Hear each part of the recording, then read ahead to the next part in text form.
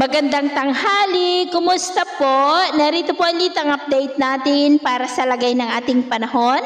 Ngayong tanghali po ng June 16, 2024 na kung saan sa ngayon ay patuloy pa rin nakabagat ang hangin na umiihip sa kanluran ng ating bansa.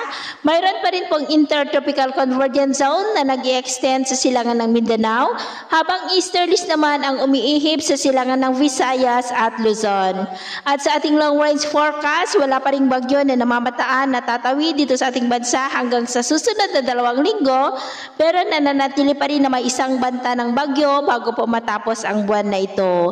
At sa lagay ng ating panahon, ngayong tanghali ay maayos ang panahon sa malaking bahagi ng bansa, pero may tsansa pa rin ng maulap na kalangitan with isolated rain sa ilang bahagi ng Central Luzon, Batangas, Laguna, Lucena, Abra de Ilog, Sinandigan sa Mindoro, Marinduque, Bicol Region, Western Visayas, Central at Eastern Visayas, maging po silang bahagi ng Sulu Archipelago, Zamboanga Peninsula, Northern Mindanao, Caraga at ilang bahagi po ng Davao Region. At sa susunod na mga oras, mas maraming lugar muli dito sa ating bansa ang makakaranas po ng maulap na kalangitan with isolated light to heavy rains.